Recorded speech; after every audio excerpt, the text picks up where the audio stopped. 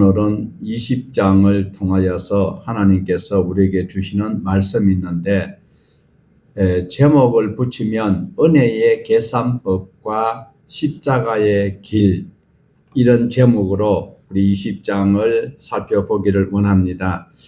하나님의 나라의 질서가 인간의 계산과 얼마나 다른지를 20장에서 보여주고 있습니다.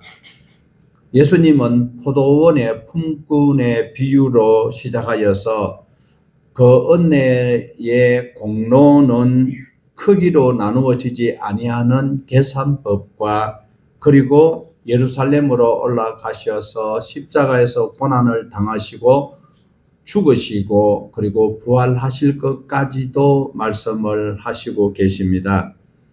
영광의 자리는 누가 받아야 될 것인지, 그것은 바로 섬김과 희생으로 하나님의 나라를 밝히고 있는 장면입니다. 처음부터 끝까지 비교와 야망과 그리고 힘든 모든 것들을 수용하는 자에게 우리 주님께서 함께 하시겠고, 또 주님의 그 부름에 순종하는 하나님의 사람들을 찾는 모습을 보여주고 있습니다.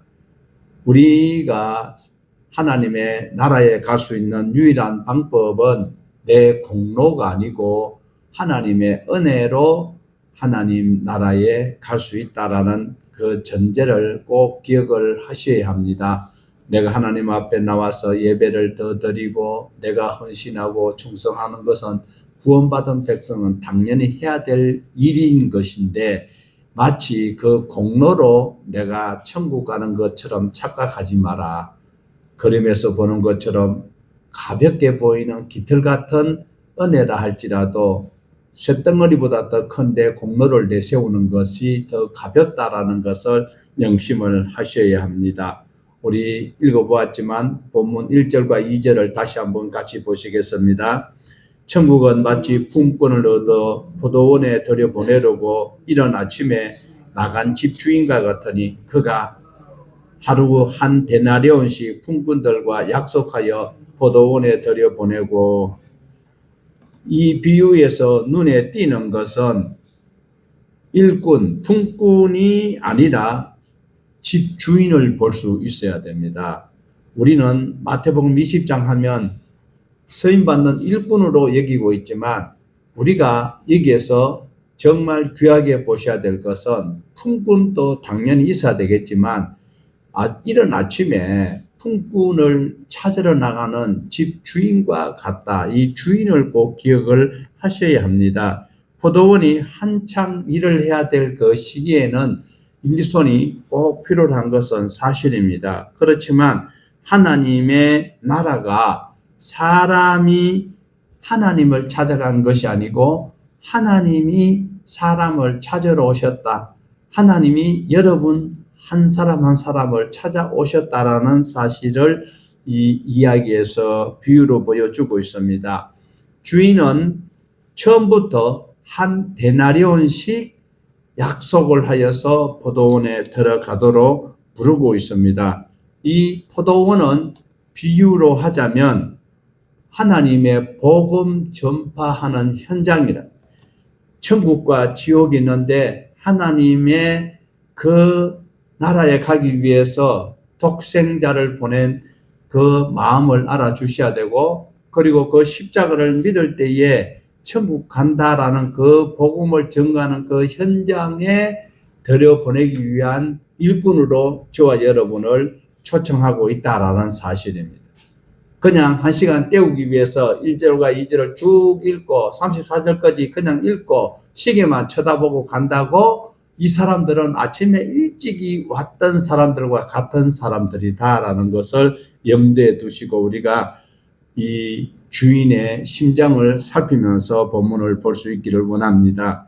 하나님의 나라는 언약으로 약속하여서 세워진 나라인 것입니다. 하나님께서 약속하신 그 언약과 약속은 절대로 흔들리지 않는다는 전제를 통하여서 우리가 말씀 안에서 배워갈 수 있기를 원합니다. 3절에서 7절입니다.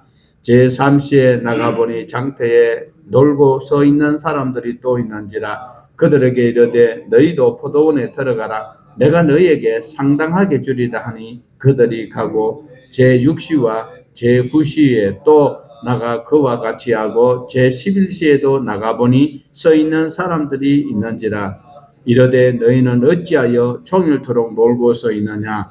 이르되 우리를 품꾼으로 서는 이가 없음이니이다. 이르되 너희도 포도원에 들어가라 하니라. 주인은 아침에만 나가지 않았다는 사실입니다.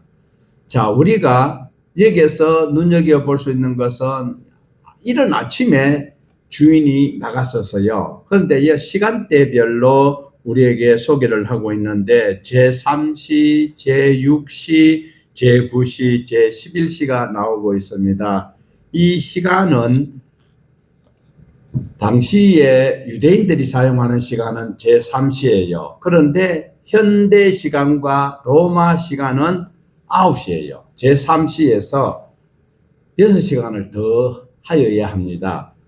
요한복음은 로마 시간을 기록하여서 난 12시, 정오면 날 12시 그대로 적용하고 있는데 여기에서는 유대인들은 아침에 해가 뜰 때부터 시작해서 해가 질 때까지 이것을 4등분으로 나누어서 사용하고 있는 모습을 우리는 여기서 볼 수가 있어요. 그래서 제3시에도 나가보았고 제3시에서 나갔던 사람은 정상적으로 일꾼이 일을 할 수 있는 출근 시간대에 그들이 가게 되었던 것입니다. 그런데 어떻게요?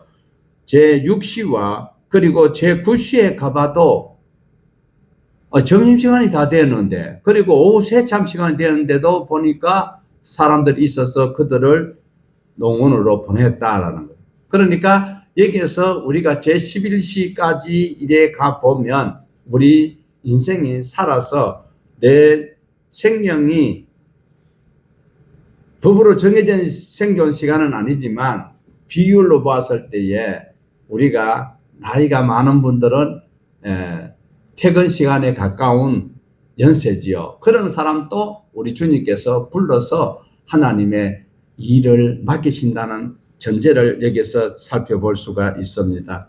하나님께서는 장터에 놀고 있는 사람들이라고 표현하고 있는 이 현장 속에서 게으르다라는 소리가 아니고 일하고 싶어도 하지 못하는 사람들, 교회 옆에 있어도 때리치기도 안 오는 사람이 있는가 하면 정말 힘든 가운데 생존 경쟁 속에서 밤이 맞도록 일하고 새벽에도 또 다시 다른 일을 하면서도 예배에 오고 싶어하고 말씀을 사모하는 그런 사람들이 있어요.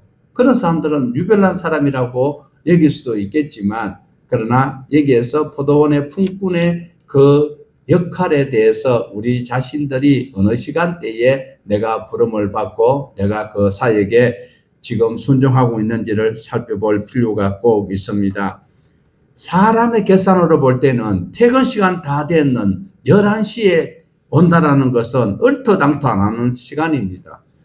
5시 되면 거의 퇴근 시간인데 이때에 와서 무슨 일을 할 수 있겠느냐라고 이야기를 하고 있지만 하나님은 그때 온 사람도 사용하시고 있다라는 사실입니다. 천국은 빠른 사람들, 일찍 온 사람들만을 위해서 만들어 놓은 것이 아니고 늦은 사람에게도 문이 열려져 있는 사실을 꼭 감사하면서 우리의 삶에 적용할 수 있기를 원합니다. 우리 8절에서 12절을 보시겠습니다. 저물매 포도원 주인이 청지기에게 이르되 품꾼들을 불러 나중 온 자로부터 시작하여 먼저 온 자까지 삭설 주라 하니 제11시에 온 자들이 와서 한 데나리온씩 받거늘 먼저 온 자들이 와서 더 받을 줄 알았더니 그들도 한 데나리온씩 받는지라. 받은 후 집 주인을 원망하여 이르되 나중 온 사람들은 1시간밖에 일하지 아니하였거늘 그들을 종일 수고하여 더위를 견딘 우리와 같게 하였나이다. 자, 시간대는 우리가 다 살펴보았습니다. 그러니까 제3시에 아침에 정상적으로 이른 아침에 와서 일했던 사람들과 그리고 맨 나중에 11시 그러니까 5시 때가 와서 6시에 퇴근하는데 늦게 온 사람에게도 동일하게 주는 이런 것에 대해서 원망이 있고 불평이 있는 이러한 모습은 현재 사람들이 느끼는 거예요. 공평, 평등 이런 것을 외치고 있는 장면을 볼 수가 있습니다. 제11시에 온 자들이 먼저 임금을 받는데 한 데나리온씩을 받고 있어요. 먼저 온 자들이 더 받을 줄 알았는데 동일하게 주니까 이 먼저 왔던 사람들의 불평, 불만이 이만저만이 아니다라는 것입니다. 왜 주인이 여기에서 일찍 온 사람부터 안 주고 맨 나중에 마지막 1시간 남겨놓고 일하러 왔던 제11시에 왔던 자에게 먼저 이 삭을 주었을까요? 이것은 비교가 일어나도록 하기 위한 의도가 있기 때문에 그렇습니다. 제11시에 온 사람들은 한 데나리온을 받을 때 먼저 왔던 사람들 마음에는 와, 늦게 온 사람도 저렇게 받으니까 나는 일찍이 왔기 때문에 더 많이 받을 수 있다라고 여길 수도 있어요. 그런데 우리가 상식적으로 생각해 봐도 뭐 요즘은 뭐 일하러 가도 옛날처럼 뭐 설렁설렁 할 수 있는 그런 그 시스템은 아닌 것 같아요. 제가 아는 어떤 모 회사에는 거기에 물류 창고에서 일하는 데는 AI가 지키고 있어가지고 잠깐만 쉬면 거기에서 방송에서 소리 나온대요. 그러니까 물 마실 시간도 없고 소변 보러 갈 시간도 없다라는 거예요. 그만큼 막 시키니까 이거는 뭐 그 시간 안에 해야 될 그 양을 채우지 못하면 도태되는 그런 거지만 이 당시에는 일찍 온 사람들은 아무래도 설렁설렁했을 가능성이 많고 늦게 온 사람은 우리가 부흥회 때 많이 들었던 거예요. 늦게 부르받았던 사람은 너무 감사해서 최선을 다했는데 1시간 일했는 것이 아침에 9시에 출근해서 일하는 사람보다 더 많은 가치 있는 일을 하였다라고 그렇게 비교하는 설교를 듣고 우리가 지금까지 신앙생활을 해온 것 사실입니다. 그러나 여기서 볼 수 있는 것은 주인이 잘못된 것이 아니고 주인의 공정성이 문제가 아니고 품꾼들의 마음이 이상하다라는 거예요.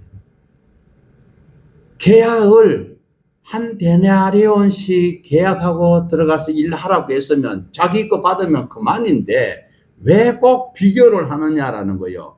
이것이 에덴 동산에서 선악과를 먹게 했던 그 기다라는 그 짐승이 뿌려놓은 그 씨앗이 지금 또 교회 안에도 있고요. 목사 안에도 있고 신학교 교수 안에도 있고 똑같아요. 똑같은 문제인데도 교수님이 신학생들에게 문제를 냈어요. 시험 문제를 냈을 때 그 답안을 기록해놨는 것을 보고 교수님이 점수를 누구에게는 그 비슷한 것 같아. 자기네들이 볼 때는. 그런데 누구는 A 뿌리고 누구는 C를 줬다. 그러면 어떻게 해요? 불평, 불만이 있는 거예요. 주인의 마음이에요. 오늘도 우리는 이러한 관점에서 신앙생활을 해 가야 돼요. 구원은 성가급이 아니고 하나님이 주시는 은혜의 선물이라는 사실을 꼭 기억을 해야 합니다. 먼저 온 자도 은혜로 살고 뒤에서 부름받은 사람도 은혜로 한 데나리온을 받을 수 있는 자격이 있다라는 겁니다. 그렇다면 이 비유에서 우리에게 묻는 것은 어떤 것이 있습니까? 하나님을 섬기는 나는 계산기를 두드리고 있는가? 아니면 하나님의 은혜가 크기 때문에 계산기는 필요 없고 감사합니다. 범사에 감사합니다에 속하고 있는지를 우리는 자문자답해 볼 필요가 있습니다. 신앙은 경쟁이 아닙니다. 고백입니다. 오늘도 나는 은혜로 하나님 앞에 살아가고 있습니다. 이 고백이 매우 중요하다라는 것입니다. 17절에서 19절을 보시겠습니다. 예수께서 예루살렘으로 올라가려 하실 때 12 제자를 따로 데리시고 길에서 이르시되 보라 우리가 예루살렘으로 올라가노니 인자가 대제사장들과 서기관들에게 넘겨지매 그들이 죽이기로 결의하고 이방인에게 넘겨주어 그를 조롱하며 채찍질하며 십자가에 못 박게 할 것이나 제3일에 살아나리라. 제3일에 살아나리라라는 소리는 제자들이 절대로 안 듣습니다. 죽는다는 소리만 듣고 자기에게 불리한 것만 가지고 있는 이 마음이 오늘 전 세계 이 지구에 보통 생육법으로 태어난 사람들이 가지고 있는 심보요, 심성이고 생활 태도다라는 것을 볼 수가 있습니다. 우리 예수님께서 예루살렘으로 올라가시면서 제자들에게 분명히 하시는 말씀은 인자가 넘겨지고 고난을 당하고 조롱을 당하고 십자가에 못 박힐 것이야. 이것이 다가 아니었다라는 겁니다. 죽음의 끝은 부활이 있다라는 사실을 우리에게 알려주는 비밀입니다. 17절에서 19절 언제까지 봐야 돼요? 못 박게 할 것이나까지 봤을 때에 지금 8, 9단어지요. 9자가 우리에게 주는 최고의 힌트여야 할 것이에요. 그러나 많은 사람들은 자기가 원하는, 자기가 보고 싶은 것, 자기가 믿고 싶은 것만 믿는 것이 못된 습성을 가진 천국 가려고 하는 성도들의 모습이다라는 것입니다. 여기에는 예외가 없어요. 거의 다 그래요. 그러니까 여기에서 다시 우리 주님께서 말씀하시는 것은 십자가에 못 박혀 돌아가셔도 사흘 만에 살아나신다라는 이 말씀에 저와 여러분이 천국의 소망을 가지고 현실의 어려움을 극복해낼 수 있는 하나님의 사람이 되기를 원합니다. 이렇게 제자들이 지금 고민을 하고 있는 찰나에 생겼던 것이 바로 어떻게요? 20절에서 21절입니다. 그때에 세베대의 아들의 어머니가 그 아들들을 데리고 예수께 와서 절하며 무엇을 구하니 예수께서 이르시되 무엇을 원하느냐 이르되 나의 이 두 아들을 주의 나라에서 하나는 주의 우편에 하나는 주의 좌편에 앉게 하소서. 세베대의 아들의 어머니가 어떻게요? 절을 하면서 나오고 있어요. 태도가 굉장히 경건하고 예의를 갖춘 말을 하고 있습니다. 우편과 좌편 자리를 청하고 있습니다. 요즘 이러면 큰일 나요. 지금 막 우리 뉴스에 보면 그 나오는 사람들 있잖아요. 아빠 찬스, 아들 찬스 막 난리 나는 건데 겉으로는 공손해 보이지만 그 내용에는 십자가 없는 영광을 구하고 있다. 노력을 하지 아니하고 일합천금을 노리는 그 마음을 책망하는 말씀이 아닐 수 없습니다. 예수님은 고난당할 것을 말씀을 하고 있는데 사람들은 여전히 교회 와가지고 어떻게 해요? 영광을 챙기려고 하고 있어요. 오늘 교회 왜 왔어요? 날 구원하여 주셨기 때문에 하나님 앞에 예배하러 왔어요? 아니면 예배에 안 나오면 찍혀가지고 내가 계획하고 있던 일들이 망가질까 싶어서 두려워서 나왔어요? 아니면 내가 이렇게 내 공로로 내가 나와서 예배하고 찬송하는 헌금 드리는 것 때문에 하나님께서 나를 어여삐 여기서 내가 생각하는 것보다 더 좋은 곳으로 채워주신다고 성경에 있는 그 말씀이 이루어지기를 위해서 나왔어요. 심부를 고쳐야 천국에 귀하게 쓰임받을 수 있습니다. 22절에 예수께서 대답하여 이르시되 너희가 구하는 것을 알지 못하도다. 내가 마시려는 잔을 너희가 마실 수 있느냐? 그들이 말하되 할 수 있나이다. 돈을 빌리러 가는 사람이요. 사채를 빌리러 가는 사람이 사업이 전망이 좋은 사람이 빌리러 가고 그리고 그 사람이 뭐 성공할 수 있는 어떤 여력이 있는 사람이 사채를 빌리러 가요. 막판에 막 발등에 불이 떨어지니까 그 비싼 이자를 감당할 수 있다라고 하면서 돈을 빌리러 가잖아요. 그건 소망 없는 거예요. 지금 여기서 예수님께서 묻는 말씀은 바로 너희가 구하는 것을 알지 못하는데 내가 마시려는 잔을 너희가 마실 수 있느냐 하니까 제자들이 건방지게 또 전부 다 마실 수 있다라고 이야기합니다. 그래 놓고 베드로는 3번이나 예수님을 모른다고 부인하고 저주까지 해제끼는 사람이 약한 모습을 가진 저와 여러분의 모습이기도 하다라는 것입니다. 이 잔은 바로 십자가를 말하고 있어요. 십자가의 잔을 말하고 있습니다. 그 말 속에는 열심히 있어 보이는 듯한 이해는 전혀 안 되는, 열심히 있는 것처럼 말을 하고 있는데 이해를 하지 못하니까 그렇게 이야기하고 있는 거예요. 그 비싼 이자를, 아니 70만 원 빌렸는데 그 이자가 뭐 1000몇 대 프로 돼가지고 나중에 뭐 몇 억씩 되는 걸 그 대학생들이 어떻게 갚을 수 있어요. 그러니까 자살을 하고 난리가 나는 거지요.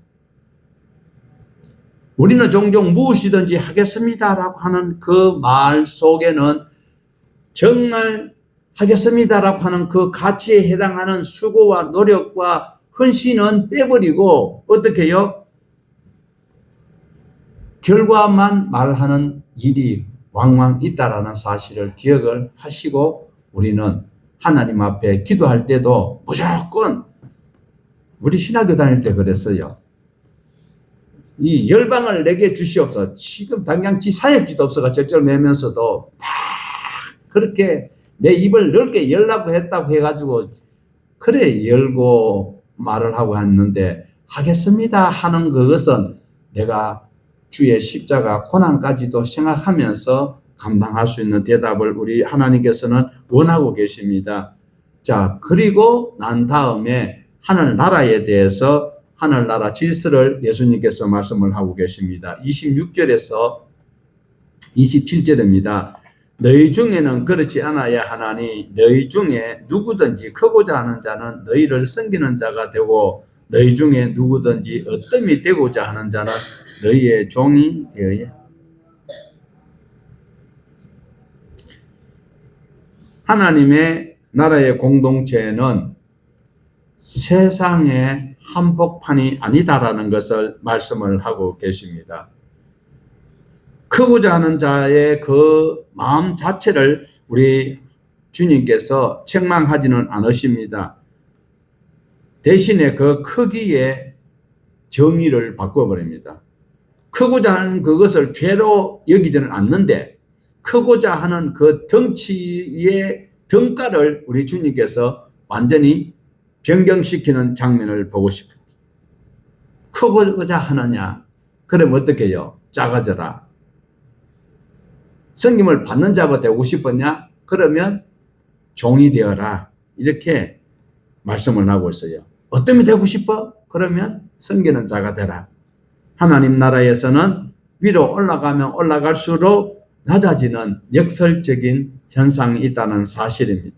섬기는 종, 단순히 겸손한 상태를 말하는 것이 아니라 자기 권리를 내려놓고 다른 이익을 전혀 구하지 아니하는 실제적 삶의 현실을 말씀하고 있는 상태를 말합니다. 세상은 얼마나 많은 사람이 나를 섬기는가를 크기로 여기고 있지만, 예수님은 내가 얼마나 다른 사람들을 섬기고 있느냐, 많은 사람을 얻고 가야 하겠다라는 마음을 가지고 있느냐라는 기준으로 완전히 바꿔놓고 있습니다.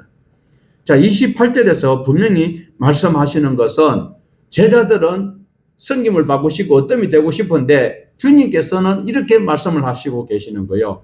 인자가 온 것은 섬김을 받으려 함이 아니라 도리어 섬기려 하고 자기 목숨을 많은 사람의 대속물로 주려 함이니라. 자기 목숨을 대속물로 주시려고 주님께서는 오셨다라고 하는데, 제자들이 아직 어디에 장이 걸는지 국이 걸는지 모르고 있어요. 주님을 따라가면 왜요? 5병이의 기적을 봤잖아. 7병이의 기적을 보았잖아요. 그러니까 이분만 따라가면 한 자리 얻을 거야. 지금 뭐 정치권에 한번 보세요. 막 난리가 나잖아요. 왜? 자리 다툼이거든. 그런데 주님께서는 역설적으로 많은 사람을 위해서 대속물로 주려 합니다. 여러분, 대속물이라는 것은 석방금 대신 내가 죽어야 되는데 예수님이 대신 죽었기 때문에 내가 죄가 없는 걸 되는 것이 대속이잖아요. 대신하여 속량해 주시는 것이다. 그런데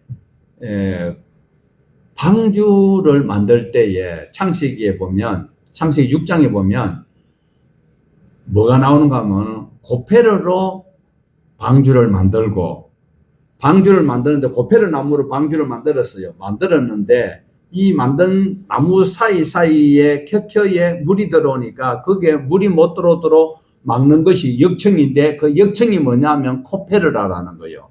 그러니까 우리 주님께서 죄를 없애주는 것이 코페르예요.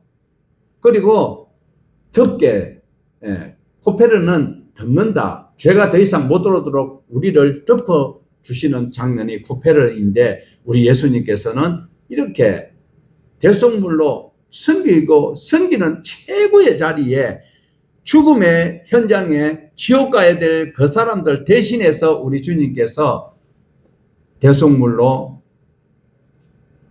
주시려고 오셨는데 제자들은 높아지려고 하고 있는 이 안타까운 현실이 있다라는 것입니다.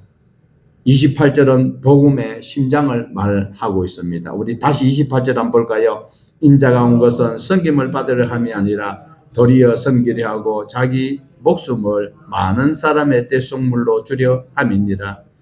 우리가 은혜로 사는 것, 그리고 교회 와서 우리가 배우고 삶의 현장에 나가서 해야 될 그 일은 예수님이 섬김의 왕으로 오셨기 때문에 왕으로 오시는데 섬기는데 왕이고, 우리를 위해서 죽기 위한 왕이고, 우리를 천국으로 갈 수 있도록 하기 위한 왕으로 오셨기 때문에 그분을 닮아가고 그분을 배워가는 거예요.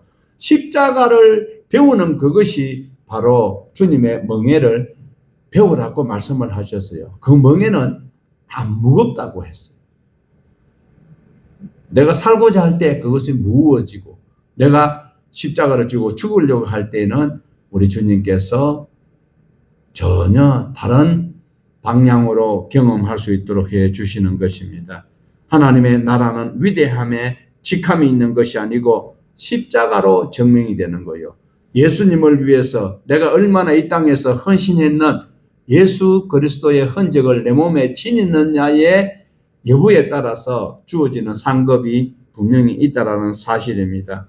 가장 높으신 그분께서 가장 낮은 자로 지금 우리에게 보여지고 사람들에게 멸시 천대를 받고 있는 주님의 모습을 우리는 바라보면서 우리 입으로 감사합니다라고 이야기하는 것이 은혜의 현장 속에 살아가는 자의 태도인 것입니다. 예수님을 통하여서 그 은혜를 배우고 그 삶을 오늘 우리는 섬김으로 표현해낼 때 주님께서 보좌 우편에서 입가에 웃음이 가득할 줄로 압니다. 이때에 다른 섹션으로 넘어가면 30절에서 31절입니다. 같이 봅니다. 맹인 두 사람이 앉아있다가 예수께서 지나가신다 함을 듣고 소리질러 이르되 주여 우리를 불쌍히 여기소서. 다윗의 자손이여 하니 무리가 꾸짖어 잠잠하되 더욱 소리질러 이르되 주여 우리를 불쌍히 여기소서. 다윗의 자손이여 하는지라. 자, 우리가 30절에서 31절에 있는 거 보면 저 맹인이 어디 있는지를 보셔야 돼요. 맹인이 어디에 앉아 있습니까? 맹인이 어디에 앉아 있어요? 길가에 앉아 있습니다. 그들은 길의 중심이 아니고 가장자리에 앉아 있다라는 거예요. 왜? 볼 수가 없기 때문에 어디가 길인지 진리인지 사망인지 구분이 안 되는 이런 현장 속에 살아가는 주인공입니다. 이 사람들은 보지 못하고 소외되고 있는 이 사람은 바로 인생의 주변부에 살고 있는 사람입니다. 그런데 남의 도움이 없이는 살 수 없는 어려운 현장이 바로 치열한 경쟁 속에 잘난 사람들이 살아가는 그 가운데 사는 것이 아니고 그 변방의 모퉁이에 앉아있는 모습이 나의 모습이 아닌지를 우리는 다시 한번 견눈질해 볼 필요가 있습니다. 바로 그 자리에 그들은 복음의 중심을 향하여서 가장 뜨거운 고백을 하고 있는 장면입니다. 길가에 있는 그들이 복음의 현장, 복음의 주인이신 예수 그리스도가 지나가신다는 소리를 듣고 그들은 누구보다도 뜨겁게 진리를 추구하는 고백을 하고 있습니다. 어떤 고백입니까? 제자들 상상도 하지 못하고 있는 고백을 하고 있어요. 나를 불쌍히 여기소서 다윗의 자손이여. 이 말은 단순한 존칭이 아니고 예수님을 메시아로 고백하는 이 진솔한 고백이 따라다니면서 천국에서 큰 자리를 요구하는 제자들보다 더 진솔하고 간절한 소원이 신앙의 고백으로 우리에게 가치를 높여주고 있습니다. 아이들이 정말 안타까운 것은 주님을 따라다니면서도 주님을 알지 못하고 주님이 십자가에서 죽는다는 소리만 들었지 3일 뒤에 살아난다는 소리를 기억하지 않는 이들이 있는 반면에 눈이 보이지 않아서 그들의 삶의 변변 위치에 가장자리에 있는 이들이 신앙의 눈을 뜨고 가장 또렷하게 예수님을 보고 예수님을 부르고 있다는 것입니다. 우리가 교회당 안에서 저 사람의 상태를 보고 신앙이 이렇다 저렇다 가타부타 이야기를 할 필요가 여기서는 없다라는 것을 짐작할 수 있습니다. 앞에 있는 예수님의 제자들은 자리와 영광에 매몰되어 있는 것들,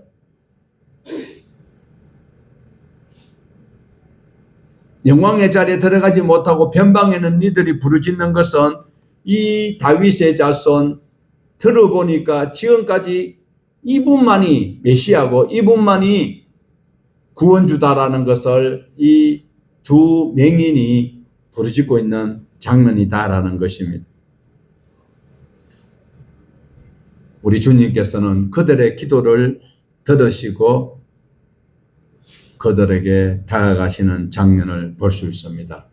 이것이 진짜 기도인 것입니다. 자격을 내세우지 아니하고 공로를 내세우지 않고 오직 주님만이 나에게 해 주실 수 있습니다를 부르짖는 이들의 그 기도가 정말 진솔한 기도가 아닐 수 없습니다. 31절에 그 말씀은 무리가 꾸짖어 잠잠하라 하되 더욱 소리질러 이르되 주여 우리를 불쌍히 여기소서 다윗의 자손이여 이렇게 외치고 있는 이 모습입니다.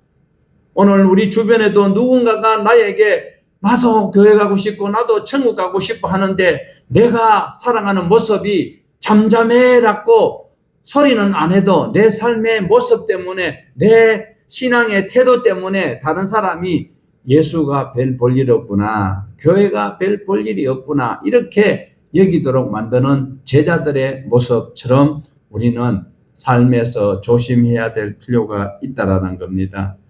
도움이 가장 절실한 그 사람들이 교회 나간다는 사람들의 태도 때문에 교회도 별 수 없구나라고 여기지 않도록 우리는 정말 조심해야 합니다. 따르던 무리들처럼 목소리를 좀 낮추세요, 조용하세요 이런 소리를 하지 않아야 된다라는 겁니다. 질서와 체면과 그 분위기 이유로 그 부르짖는 고통의 소리를 불편하게 여기는 자가 되어서는 안 된다. 그래서 예수 믿는 것이 어려운 거예요. 늘 내가 손해를 봐야 되고 내가 희생을 해야 되고 주님은 그렇게 하는 자가 천국에 갈 수 있다라고 우리에게 가르치고 있는데 그것은 세상 사람이나 교회 다니는 사람이나 다 싫어하고 있는 모습을 부인할 수 없습니다. 그렇지만 이 맹인들은 잠잠하지 않습니다. 그들은 알고 있습니다. 이번 기회가 지나가면 다시는 그 예수님을 내가 찾아갈 수도 없고 그분들의 그런거리를 내가 마찰할 수도 없기 때문에 이 기회를 놓치지 않겠다라는 그 각오로 주여 우리를 불쌍히 여기소서라고 더욱 소리질러 외치고 있는 이 삶이 우리의 신앙의 열심이어야 한다라는 것입니다. 예수님이 지나가는 그 순간 인생을 바꿀 수 있는 절호의 그 기회를 이들이 놓치지 않겠다라는 어디 약삭 발라서 얌체같이 기회를 획득하는 것이 아니라 자기에게 생존의 그 순간에 살기 위한 그 기회를 놓치지 아니하는 참 지혜가, 참 신앙이, 참 진리를 사모하는 자의 태도가 여기에 있는 것을 우리는 꼭 배워야 할 것입니다. 이 장면 속에서 우리는 데자뷰를 볼 수 있어요. 앞의 장면에서는 제자들이 누가 더 컸냐, 어떤 자리를 내가 쟁취할 것이냐에 매몰되어 있는가 하면 지금 이 두 분은 다른 거 필요 없어요. 자기네들은 보기만 원하고 있는 거예요. 가장 절실한 걸 요구하고 있어요. 맹인들이 주여 우리를 불쌍히 여기소서 할 때 우리 주님께서 참 바쁜데 갖가지도 긁어치네 이렇게 말씀한 적 없다라는 사실입니다. 우리 주님께서는 그들이 부르짖는 소리에 기쁘게 여기시면서 다가가셨어요. 여러분에게 묻는 거예요. 주님께서 자주 우리가 하는 말이 무엇인가? 내 권리를 주장하는가? 아니면 하나님의 긍휼을 요청하는가? 여러분 기도 제목이 뭐예요? 내 권리를 나는 예수 믿었기 때문에 하나님의 자녀가 되고 교회 등록했기 때문에 하나님께서 이거 해 주셔야 될 줄로 믿습니다. 이거 주시옵소서인가? 아니면 주님께서 베풀어 주신 것만 해도 감사합니다. 나 지금 하나님의 나라가도 감사합니다. 주님의 긍휼을 내가 구하고 있는가? 아니면 나의 체면과 다른 사람의 시선을 더 두려워하고 있는가? 아니면 내가 주님을 놓칠까 더 두려워하고 있는가? 저는 체면을 유지하다가 지금까지 이래 살고 있어요. 그러나 내가 주님의 은혜를 놓칠까를 더 고민을 해야 내 신앙이 성장하고 하나님께서 더 귀한 사역의 현장에 설 수 있는 기회를 주실 것인데 저는 그러지 못했다라는 것입니다. 항상 내 부족을 숨기면서 조용히 뒤에 기회를 엿보는 자가 되는가? 아니면 필요한 주님을 내가 부르고 있는가를 이 길가에 있는 맹인을 바라보면서 우리는 배워야 할 태도인 것을 말씀하고 있어요. 그들의 외침은 우리의 기도가 되어야 합니다. 주여 우리를 불쌍히 여기소서. 다윗의 자손이요. 다른 건 요청하지 않았어요. 건강 주시옵소서. 물질 주시옵소서. 이 맹인이 결혼했겠어요? 제게 가정을 주시옵소서 구한 적이 없다라는 사실입니다. 32절에서 33절 보시겠습니다. 예수께서 머물러 서서 그들을 불러 이르시되 너희에게 무엇을 하여 주기를 원하느냐? 이르시되 주여 우리의 눈뜨기를 원하나이다. 32절의 한 장면이 바로 예수님께서 머물러 섰다라는 사실입니다. 십자가를 향하여서 온 인류를 구원하실 수 있는 유일한 방법은 십자가를 지시고 주님이 죽으셔야 되는 바쁜 현장으로 가는 그 길에 우리 주님께서는 그 길가에 삶의 변방에서 낙오되고 소외되고 정말 소망 없는 그들이 부르짖는 그 소망의 소리에 주님께서는 인류 구원의 막중한 사역의 현장에 가시던 발걸음을 멈추어 섰다라는 사실입니다. 예수님은 걸음을 멈추시고 세상이 보기에는 더 급한 일이 있는데도 우리 주님께서는 중요한 일을 행하시는 장면을 우리에게 보여주고 있습니다. 보기를 원하는 이 두 사람 앞에 주님께서 멈추십니다. 이것이 포도원의 주인이었던 하나님의 마음이었습니다. 구원은 하나님께서 베푸시는 은총입니다. 구원의 큰 계획을 이루어 가시는 그 길 위에서도 한 사람의 그 고통을 외면하지 아니하시는 우리 주님이 나의 구세주인 것을 감사해야 할 것입니다. 그리고 그 주님께서는 그들을 부르십니다. 소외된 자리, 주변부에 있던 그들을 중심으로 부르시는 주님이십니다. 이어서 우리 주님께서는 묻는 말씀이 무엇을 하여 주기를 원하느냐? 너희에게 무엇을 하여 주시기를 원하느냐라고 주님은 묻습니다. 주님께서는 다 알고 계시지요.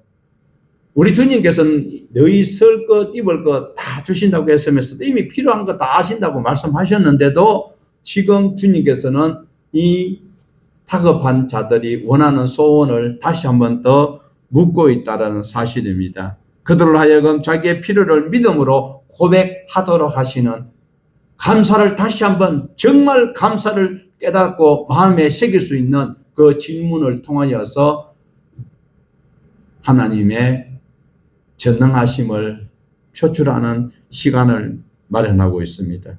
믿음은 막연한 기대가 아닙니다. 주님 앞에 내 필요를 내려놓고 정직한 고백이 있을 때에 그 믿음이 실현이 된다는 사실입니다. 그들의 대답은 단순하고도 아주 명료합니다. 주여, 우리가 눈뜨기를 원하나이다. 여기에는 꾸밈이 없습니다. 여기는 다른 어떠한 계산이 깔려 있는 것이 아닙니다. 자기의 다른 어떤 자리나 명예나 그리고 보상도 아니고 가장 절실한 것은 복임만을 원합니다라고 외치고 있습니다. 주님 앞에 우리는 종종 너무 많은 것을 포장해서 말을 하고 있지만 이들은 핵심만 말하고 있습니다. 그래서 주님께서는 중언부언하지 말라고 했습니다. 말을 많이 하여야 들으실 줄 아는 유대인들처럼, 바리새인처럼, 서기관처럼 하지 말라라는 거예요. 그런데 오늘날 교회에서는 어떻게 가르치고 있습니까? 기도를 많이 해야 된대요. 핵심만 하고, 그리고 어떻게 해요? 주님의 긍휼히 여기는 마음을 가지고 타인의 아픔을 내 아픔으로 여기는 그것이 주님을 닮아가는 사람들의 태도인 것을 우리에게 말씀을 하고 있습니다. 34절은 바로 복음의 심장을 그대로 보여주는 말씀인데 34절 보십시다. 예수께서 불쌍히 여기사 그들의 눈을 만지시며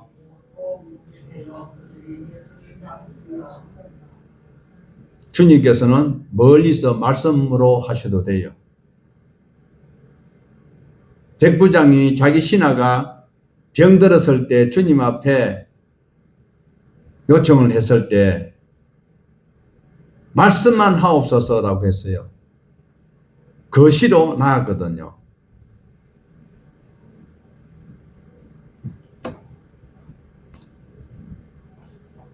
기적의 출발점은 그들의 믿음의 크기가 아니라 예수님의 긍휼하심에 있다. 내가 밤새도록 부르짖었기 때문에 기도 응답해 주시는 것이 아니고 하나님의 긍휼하심이 우리를 살려주십니다. 은혜는 언제나 주님의 마음에서 시작된다는 사실입니다. 그들이 외칠 때에, 필요를 요청할 때에 우리 주님께서는 그들의 눈을 만지십니다.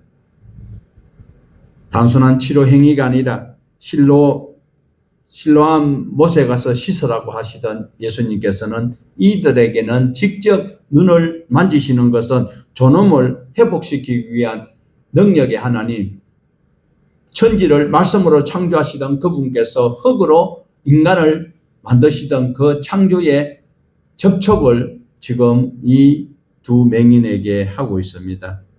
사람들에게 밀려나 있던 이들에게 예수님께서 직접 다가오셔서 창조하시던 그 손으로 이 두 맹인의 눈을 접촉하시는 이 주님의 긍휼을 우리는 꼭 보게 되어야 할 것입니다.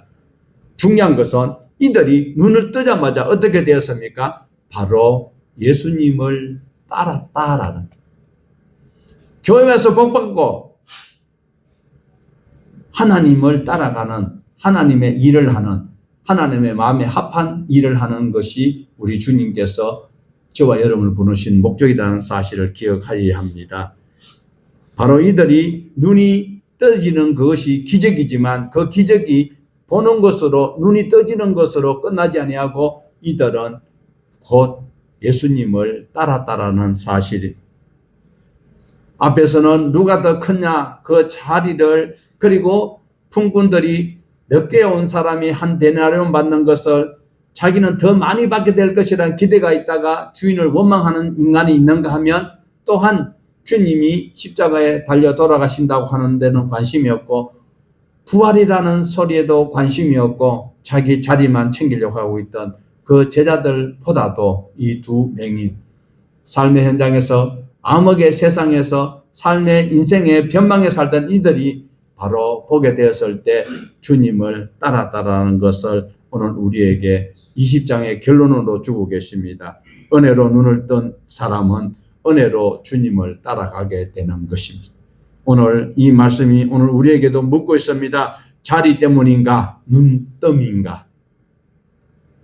여러분 천국 가기 위해서 앉아 있습니까? 아니면 구원해 주신 긍휼이 감사해서 이 자리에 있습니까? 오늘 주님께서 너희에게 무엇을 하여 주기를 원하느냐 할 때 맹인처럼 주님을 바로 알고 주님을 바로 배우게 하옵소서. 주님께서 주님을 알게 하실 때에 주님을 따르는 저와 여러분 되시기를 주님의 이름으로 축복합니다.